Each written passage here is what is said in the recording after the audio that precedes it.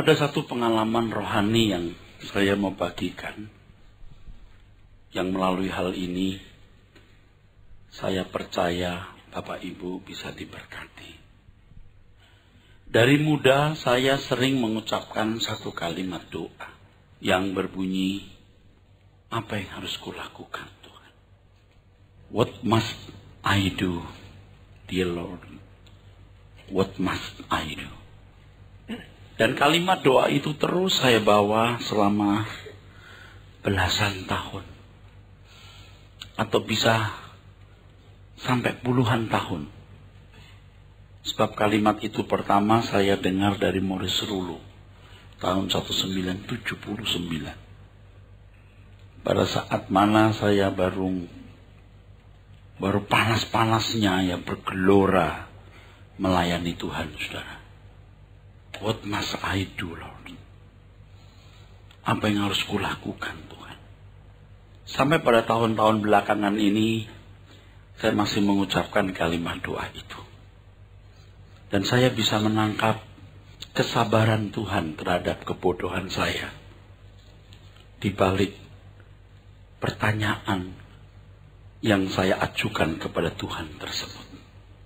Saya menangkap, saya memahami betapa sabarnya Tuhan terhadap kebodohan saya atas pertanyaan yang bertahun-tahun saya kemukakan.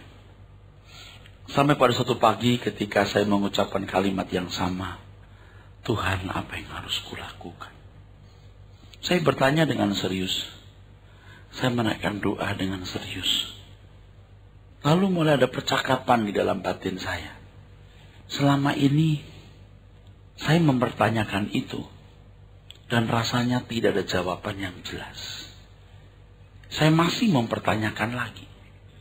Sampai kemudian saya baru bisa mengerti apa yang pernah saya tangkap dalam pengalaman rohani ketika saya mengalami operasi besar, operasi usus buntu yang sudah pecah sehingga isi perut saya harus dikeluarkan dan dicuci dan dimasukkan kembali. Seluruh ususnya harus dikeluarkan karena sudah akut. Karena usus buntunya sudah pecah. Dan nyaris kena laung, paru-paru. Nyaris. Sebenarnya nyaris tak tertolong, saudara. Sebab itu sudah terjadi berhari-hari, saudara. Saya hanya merintih, saudara. Merintih sampai jalan di papa, tidak bisa jalan. Nah di alam roh atau dalam pengalaman spiritual yang hebat itu, Tuhan mengajar saya satu kalimat. Kamu sudah tahu apa yang harus kamu lakukan. Dan itu baru saya tahu belakangan ini, saudara. Kamu sudah tahu apa yang harus kamu lakukan. Pertanyaan saya bertahun-tahun rasanya tidak dijawab dengan jelas. What must I do, Lord? Ternyata sederhana jawabnya, saudaraku.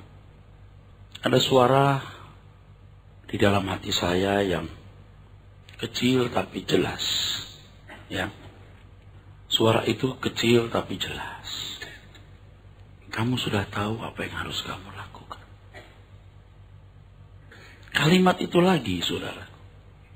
Dan kemudian Tuhan membukakan pengertiannya, saudara. Bahwa apa yang harus kita lakukan adalah setiap menit, setiap jam, setiap hari atas segala sesuatu yang kita lakukan. Tidak melanggar dari kehendaknya. Sebab bayangan saya, apa yang harus kulakukan, aku pergi ke Mentawai, aku ke Nias, aku buka sekolah di Kalimantan, aku pergi misi di Papua. Ternyata tidak dimulai dari itu.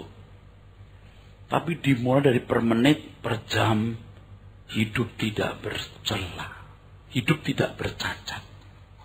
Di sini kita harus rela untuk menyadari bahwa seluruh coupling hati kita, seluruh coupling waktu kita itu milik Tuhan. Tuhan bukan menumpang. Jadi kalau ada sesuatu atau seseorang yang ada dalam pikiran kita, dalam hidup kita, itu harus minta izin kepada Tuhan.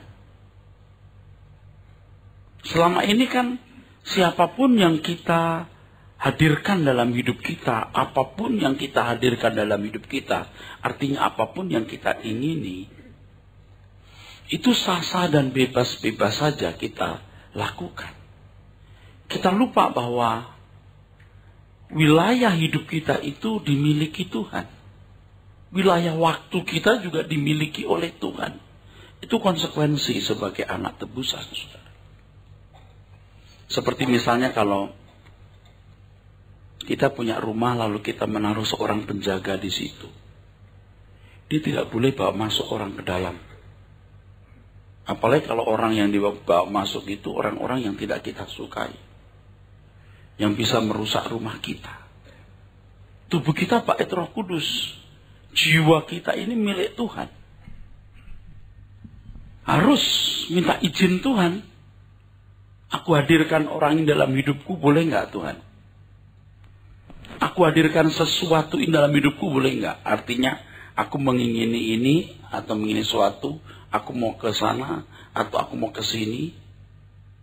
Diperkenan Tuhan nggak?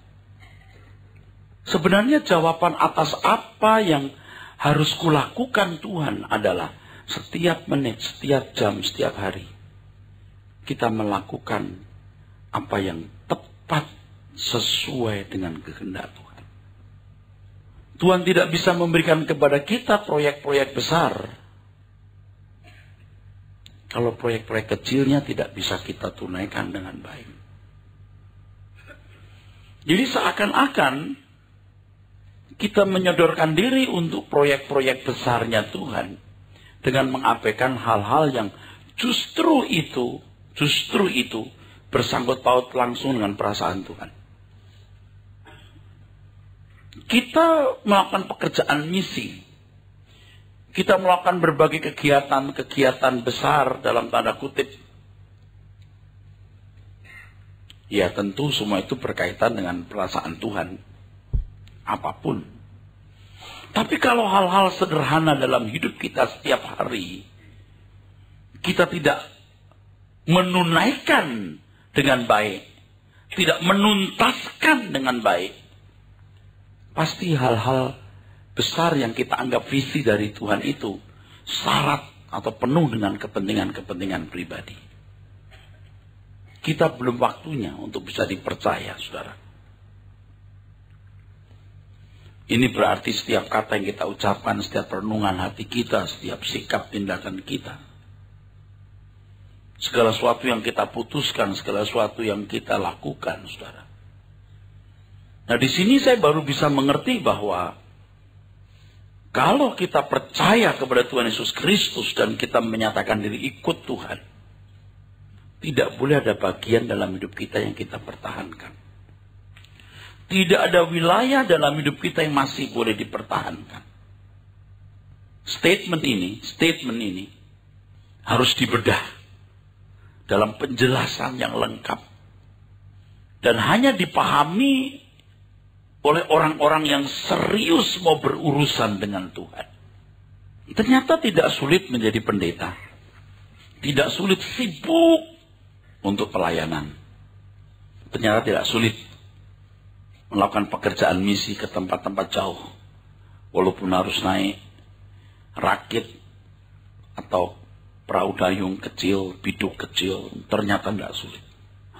Tidak berlebihan apa yang saya katakan. Yang sulit adalah ketika kita sungguh-sungguh melakukan apa yang benar. Melakukan apa yang benar. Di setiap menit, jam, dan hari hidup kita. Melalui segala hal yang kita lakukan. Jadi kalau kita bertanya Tuhan apa yang harus kulakukan? Maksudnya kita menghindari hal-hal kecil, hal sederhana. Hal-hal yang sebenarnya bersangkut paut dengan apa tadi? Perasaan Tuhan. Lalu kita lari kepada proyek-proyek besar yang sebenarnya syarat atau penuh dengan kepentingan kita, saudaraku. Betapa naifnya kita. Betapa naifnya kita. Saudara akan diberi Tuhan kecerdasan, hikmat, dan kepekaan. Ketika kita mulai memiliki komitmen bahwa kita mau melakukan apa yang Tuhan kehendaki, dari menit pertama kita buka mata, melakukan apa yang benar, walaupun kita juga masih harus belajar apa yang benar, apa yang tidak benar itu. Tapi ketika saudara punya komitmen yang tulus, komitmen dari hati yang sungguh-sungguh mengasihi Tuhan, maka kepekaan itu akan kuat, muncul kuat. Ya, ibarat sebuah pemancar itu, atau receiver, ya, Anda akan bisa menangkap. Memang tidak mudah, saudara, nanti kadang-kadang kita masih ragu-ragu, ini benar nggak ya, ini salah nggak ya, gitu, saudara. Ini benar nggak ya, ini salah nggak ya, sampai kita masih ragu-ragu. Tapi kita punya kepekaan akan bertambah. Saudara harus mengalami. Ketika kita punya satu komitmen, aku mau menjaga perasaan Tuhan, aku tidak mau melukai hati Tuhan. Itu nanti kalau kita salah, Tuhan akan kasih tahu. Walaupun secara uraian, penjelasan, alasan, kadang-kadang kita belum tahu dulu. Kenapa aku lakukan hal ini? Saya kira benar, tapi kenapa aku tidak sejahtera? Itu Tuhan akan bicara keras. Tuhan akan bicara lebih keras. Lebih keras dari sebelumnya. Dan kalau saudara serius itu, Anda baru tahu apa artinya berjalan dengan Tuhan itu. Tuhan pasti berbicara kepada saudara. Karena Allah turut bekerja dalam segala sesuatu mendatangkan kebaikan. Bagaimana kita tahu itu kebaikan? Lewat segala sesuatu. Tidak mungkin Tuhan membuat itu misteri.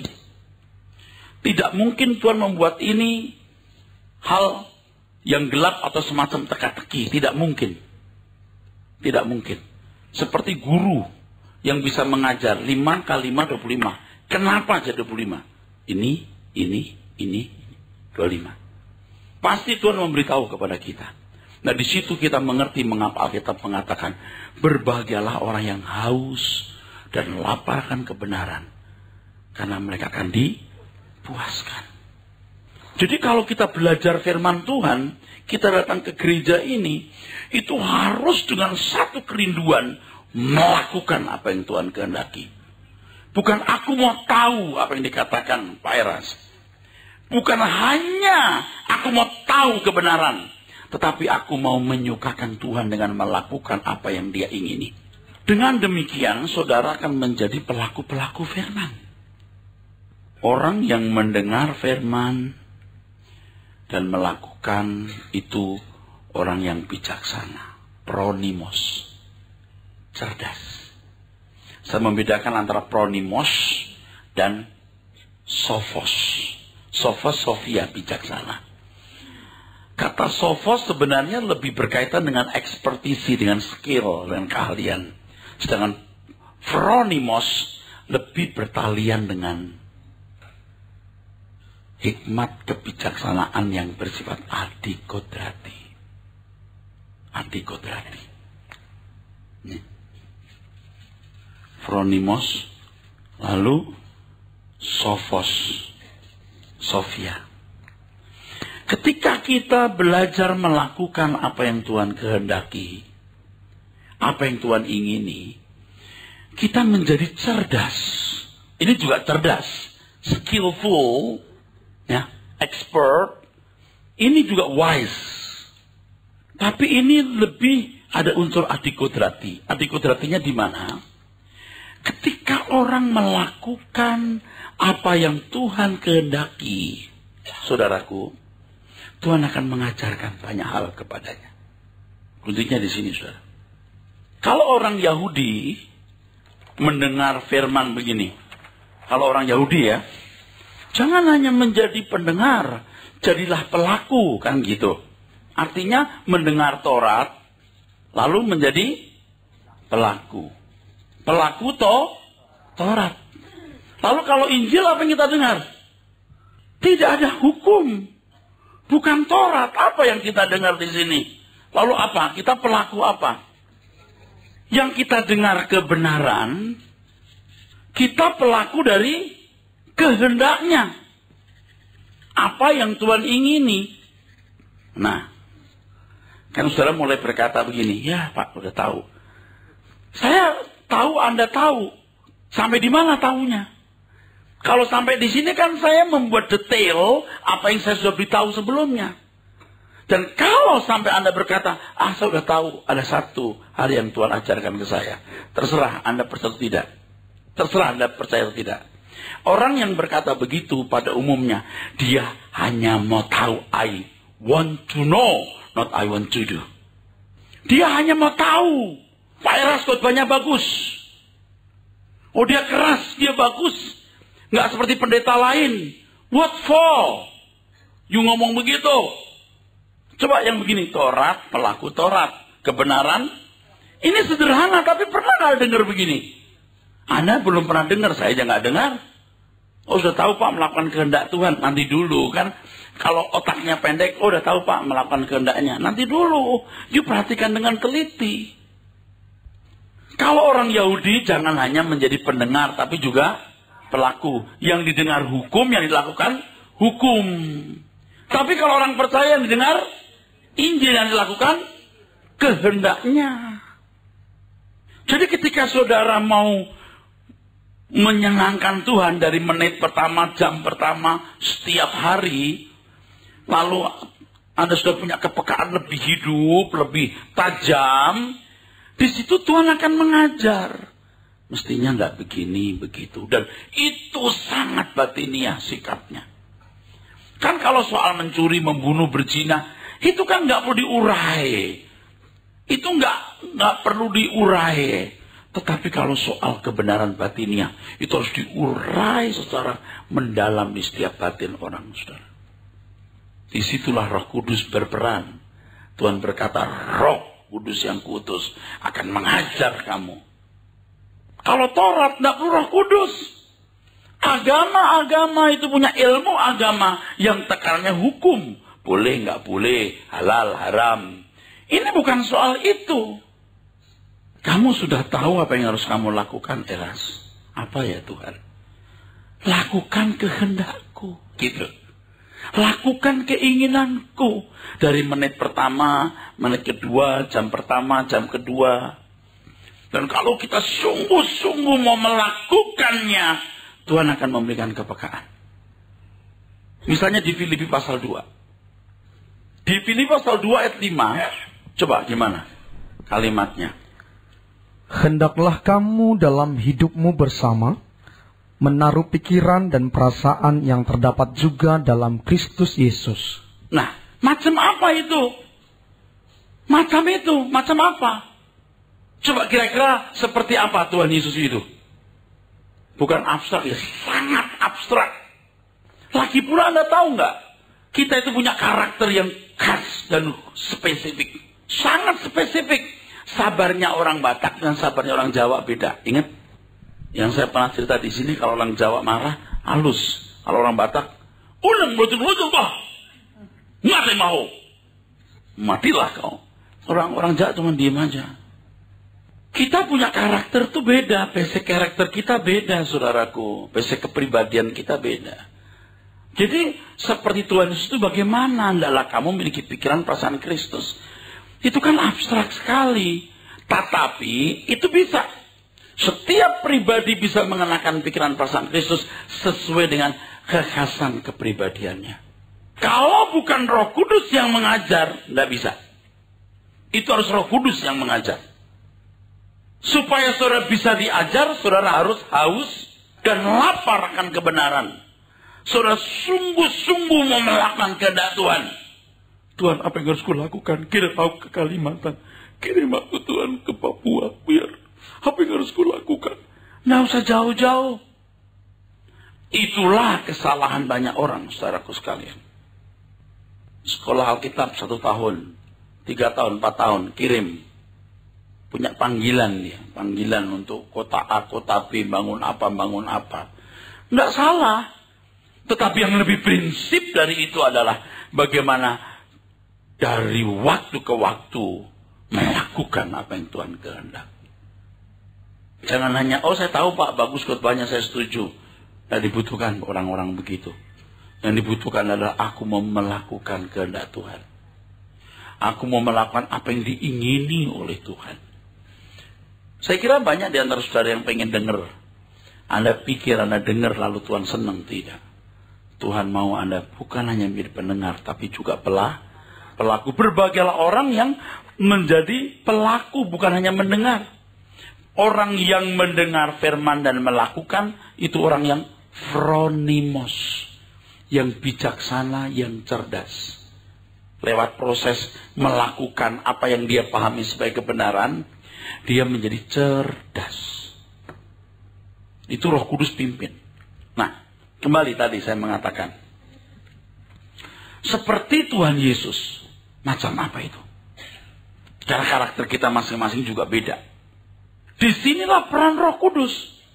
Bagaimana masing-masing dibimbing Roh Kudus untuk memiliki pikiran, perasaan Kristus. Ayat 12. Hai saudara-saudaraku yang kekasih, kamu senantiasa taat. Karena itu tetaplah kerjakan keselamatanmu dengan takut dan gentar, bukan saja seperti waktu aku masih hadir. Biar tidak ada pendeta, biar tidak ada mentor, biar tidak ada pembimbing, biar tidak ada pembina rohani. Terus? Tetapi terlebih pula sekarang, waktu aku tidak hadir. Ketika aku tidak hadir, kamu mau tahu banyak kan? Ketika aku tidak hadir, kamu masih ingin mau tahu banyak kan? Ketika aku tidak hadir, kamu ingin bertumbuh kan? Kerjakan. Maksudnya, ya kamu mau taat kan? Bukan taat kepada hukum, taat kepada kebenaran. Roh Kudus akan menolong kamu. Saya beritahu ya saudara, kalau teologi yang mengatakan, kalau Allah memilih Anda pasti selamat. Nanti saya bilang amin. Tidak bisa. Sebab respon manusia sangat menentukan nasibnya. Kalau begitu bukan karena anugerah, Pak. Kalau Tuhan Yesus tidak mati di kayu salib, biar orang sempurna juga nggak akan selamat. Amin. Dia memikul dosa-dosa kita. Jangankan melakukan kehendak Tuhan, melakukan hukum saja tidak bisa otomatis. Setuju nggak? Oh, tapi kalau Tuhan tentukan dia otomatis bisa. Nggak usah melakukan kehendak Tuhan. Oh, melakukan kehendak Tuhan sulit. Melakukan hukum saja tidak otomatis orang bisa. Dia harus berjuang untuk bisa melakukan hukum. Betul nggak? Melakukan hukum saja harus dibiasakan. Apalagi melakukan kehendak Tuhan. Saya mohon saudara mengerti apa yang saya katakan. Beri perhatian serius. Lalu putuskan bahwa Anda mulai belajar. Seperti saya juga belajar. Apa Anda pikir lalu bisa kita lakukan dengan gampang? Tidak. Tidak gampang. Tidak gampang. Disitulah saudaraku. Tuhan bisa berkata, aku kenal kamu. Atau aku tidak kenal kamu. Utus aku Tuhan ke Kalimantan. Terjadi mujizat bisa. Tuhan utus aku ke sini, nubuat bisa. Utus aku ke sana, terjadi banyak mujizat, setan diusir. Tetapi akhirnya Tuhan berkata, aku tidak kenal kamu. Aku tidak menikmati kamu. Aku tidak ginosko kamu. Jadi takut kita jadi pendeta. Jadi gentar kita jadi penginjil. Masalahnya bukan penginjil atau pendeta. Apakah setiap menitmu, setiap jammu, setiap harimu, kamu melakukan apa yang diingini oleh Tuhan? Tidak usah muluk-muluk.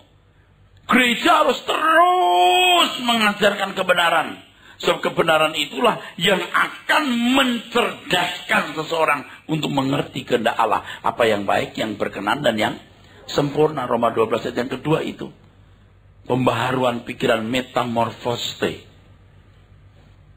Tapi saya kira banyak di antara saudara yang masih belum siap.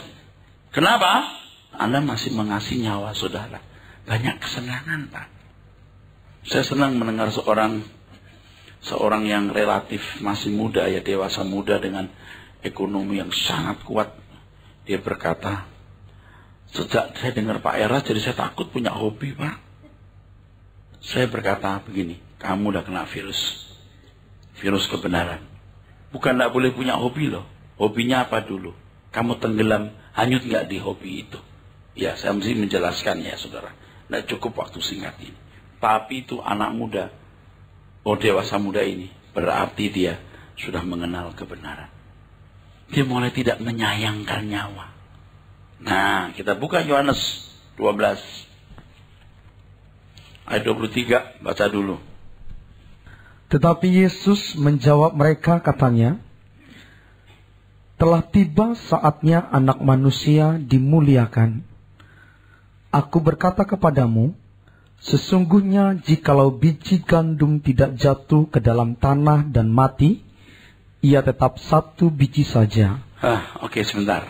Sudah saatnya apa? Saatnya di situ hora. Hora. Bukan kronos, bukan kairos.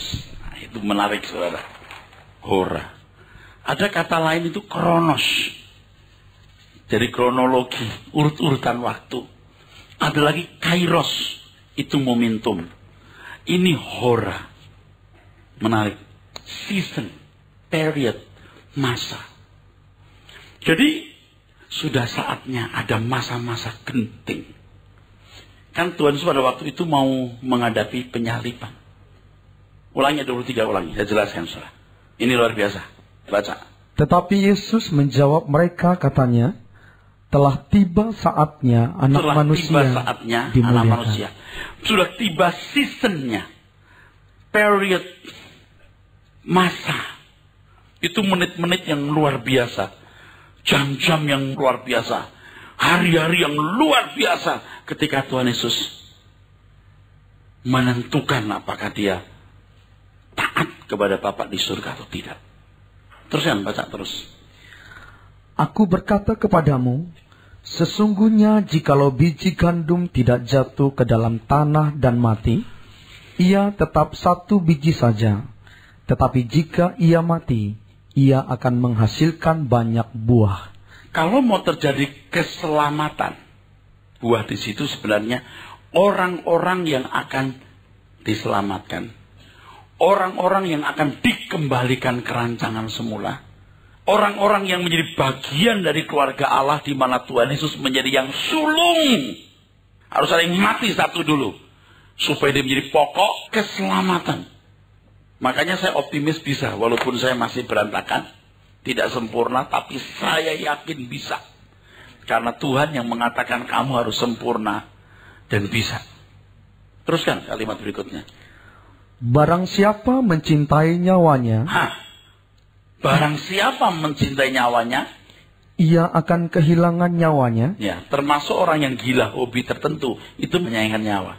Orang yang gila duit. Saya bisa jadi pendeta yang mencari sumbangan sementara saya punya simpanan duit. Dan itu jahat. Saya taruh uang saya. Ya enggak gila juga saya pasti punya spend money yang harus ada untuk saya, keluarga saya. Tapi kalaupun Tuhan ambil semua, saya kasih. Kan biasalah. Saya dari dulu sudah lihat itu. Pendeta bangun rumah, punya duit banyak. Tapi giliran, kita mau beli AC gereja, dia cari sumbangan. Kenapa nggak pakai uang lu? Saya perhatiin begitu. Bener-bener melarat kamu. Menyayangkan nyawa. Wah, saya hobi nonton ini, nggak boleh lewat nih waktunya. Saya nggak salahkan Anda nonton satu acara tertentu. Tapi kalau demi acara itu kamu tidak berdoa, kamu tidak dengar suara kebenaran, dia lebih berharga dari suara kebenaran. Kamu masih menyayangkan nyawa.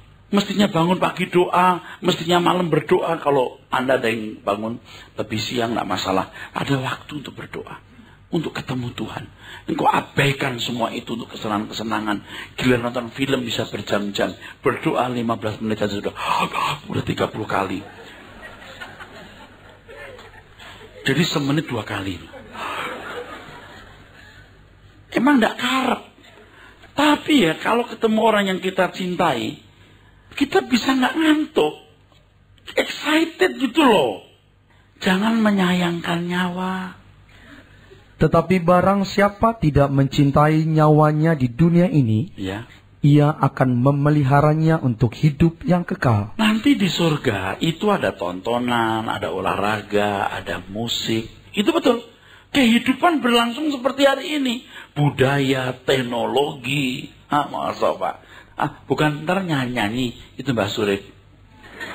Tidur lagi, bangun lagi, tidur lagi, bangun lagi. Kesempurnaan alam ini akan nanti dimunculkan lagi langit baru, bumi baru. Mendingan kita dapat nanti. Sebenarnya bisa mengambil keputusan memilih nanti itu nggak gampang loh. Sebab yang kita hadapi hari ini nanti belakangan. Wow, kalau kita paksa diri kita sampai titik, bisa. Makanya pendeta aktivis harus bisa. Kalau you tidak memancarkan satu gairah rohani yang tinggi, gimana orang bisa mengikuti Anda? Nggak bisa. Saya juga tidak senang dengan kondisi ini. Orang masih di dunia mikirnya kemana-mana. Tapi Tuhan bilang, di mana hartamu, di situ hatimu berada. Dipindahkannya sekarang. Sebenarnya soal di surga nanti ada apa-apa juga saya nggak pusing kok. Ada teknologi kayak apa, kayak nggak masalah. Tapi yang saya mau dan kita semua mau adalah di mana Tuhan Yesus ada, kita ada. Anda jangan bilang, wah Pak Eras mau itu dunia akan datang lebih bagus teknologinya. Oh enggak. Bahkan kalau perlu saya berkata, enggak apa-apa saya masuk neraka, enggak apa-apa. Asal Tuhan Yesus ada di sana. Artinya neraka pun jadi surga. Tapi yang jelas neraka bukan tempatnya Tuhan. Ya, bukan. Teruskan. Kalimat berikut ini penting. Ayat 26. Barang siapa melayani aku, ia harus mengikut aku, dan di mana aku berada, di situ pun pelayanku akan berada. Tuh, enak nggak? Aku pilih begitu. Pilih. Bahkan sampai se-ekstrim-ekstrimnya. Kalau orang tanya, benar tuh Tuhan Yesus juru selamat? Benar. Kalau salah gimana? Biar aja kalau salah. Udah gelap mata saya. Kalau kamu bisa gelap mata, gue bisa lebih gelap mata. Tapi saya nggak gelap karena saya tahu siapa Tuhan. Dan ketika belajar Alkitab saya kagum, ini cerdas. Nggak salah, itu masalahnya.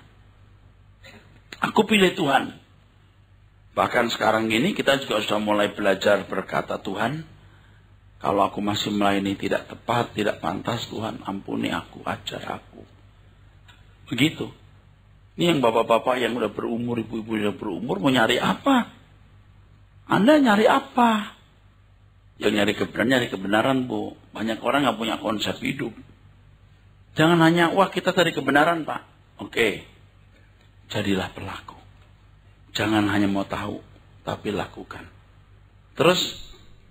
Barang siapa melayani aku, ia akan dihormati Bapa. Ulangi, yang ini ulangi. Buka telinganya, ulangi. Barang siapa melayani aku, siapa yang melayani Tuhan Yesus, ia akan dihormati Bapa.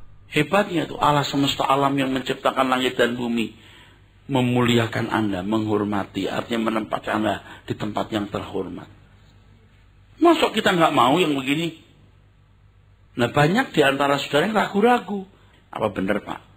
Oke, sekarang lu maunya apa sih? Sekarang you itu maunya apa? Ya saya mau tahu itu benar nggak sih? Sekarang you maunya apa? Ini benar.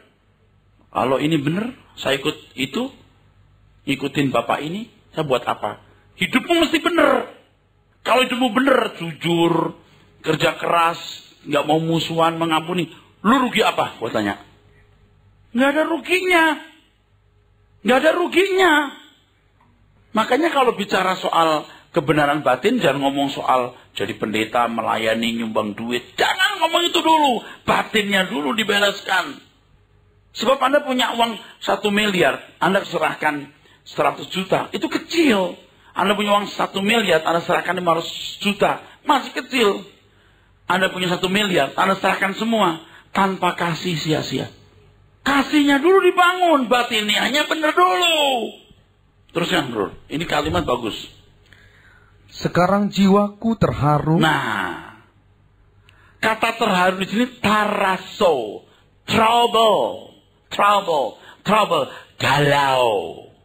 Teks aslinya itu taraso itu galau. Dia galau. Saya nggak tahu kenapa diterjemahkan apa terharu. Nggak nyambung banget loh. Betul nggak?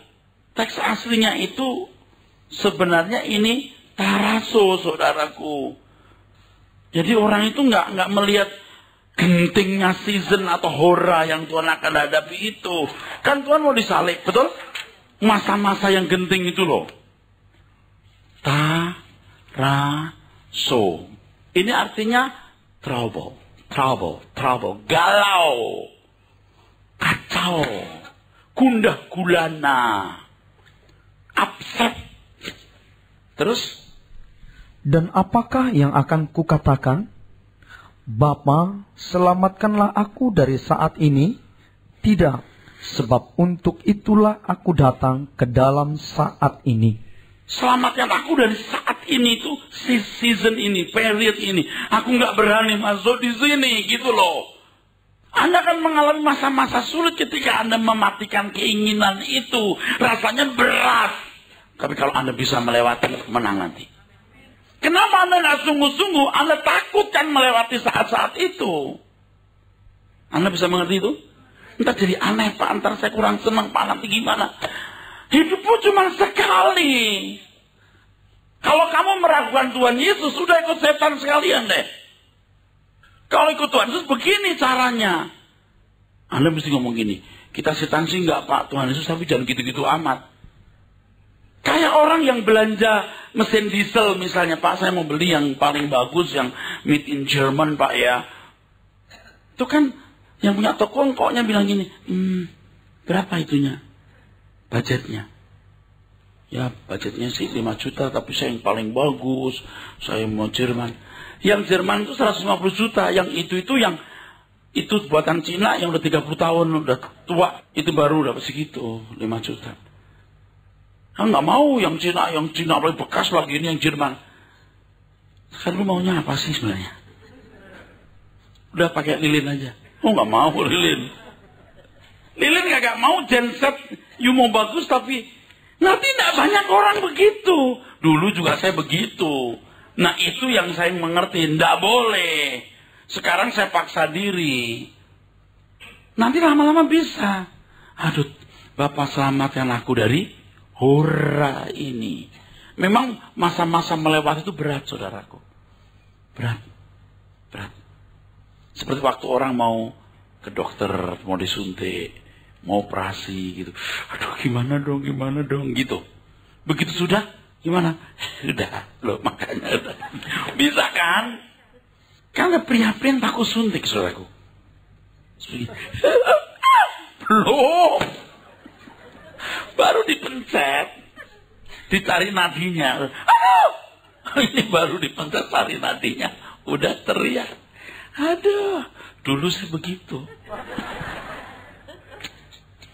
Ingat waktu kita dibawa orang tua kita ke dokter gigi pertama. Kan gigi kita ada yang muncul sebelah yang harus dicabut. Aduh, besok mau ke dokter gigi. Dulu dokter gigi itu di ibu kota lah, sama masih kecil. Di kantor ibu kota itu sampai dokter gigi. Saya masih ingat sekali itu. Kalau ke dokter gigi, kita lihat kantor wali kota yang besar, ibu kota gitu. Aduh, itu kebayang gedung besar. Padahal rumah dokter giginya di sebelah. Lihat gedung besarnya udah takut. Takutnya di situ. Aduh. Itu ya, suruh buka gitu. Wah, kita udah lebar. Gitu. Terus suntik gitu. Terus krek gitu. Kasih apa? Bisa. Terus ya udah, takutnya semalam suntuk.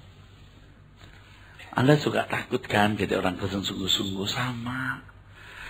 Selamatkan aku dari saat ini. Sekarang sudah bangun pagi lalu berkat Tuhan. Aku mau hidup benar dalam segala hal. Aku mau melakukan kehendak-Mu dan tidak bersalah. Itu masuk hari itu udah takut loh. Lama-lama itu bisa. Coba Anda dengar begini. Hidup suci tak bercela. Wah. Betul gak? Harus mati. Teruskan bro. Ini belum selesai khotbah saya. Bapa, muliakanlah namamu. Oke, cukup. Gini, saudara. Getsemane itu artinya tempat permukaan. Dunia ini harus jadi Getsemane kita. Tempat permukaan. Buah zaitun yang keras itu diremukkan jadi minyak, jadi macam-macam ya. Multifungsi, saudara. Multifungsi. Ini, saudara. Jadi hari-hari kita itu ternyata Getsemane kita. Nggak apa-apa 70 tahun ini. Hari-hari Getsemane. Kita diremukkan di hari-hari itu. Kita diremukkan. Nah, ketika kita diremukkan, ada buah. Ada keharuman. Dan orang di sekitar kita akan mencium keharuman itu. Nah, sekarang yang jadi latihan saya pertama istri. Dia harus mencium keharuman kita. Kan istri-istri kita sudah banyak traumanya sama kita. Galaknya, mau menang sendiri. Kalau kamu udah marah, kamu kok anggap paling jahat di dunia, kan begitu. Aku gak boleh marah lagi. Tahu gak? Kalau kamu di jalan marah-marah, aku takut. Jangan marah di jalan lagi. Itu nanti mulai ada kewangian. Latihan yang pertama dengan istri. Dia harus mencium keharuman kita dulu. Orang-orang dekat kita harus mencium keharuman kita.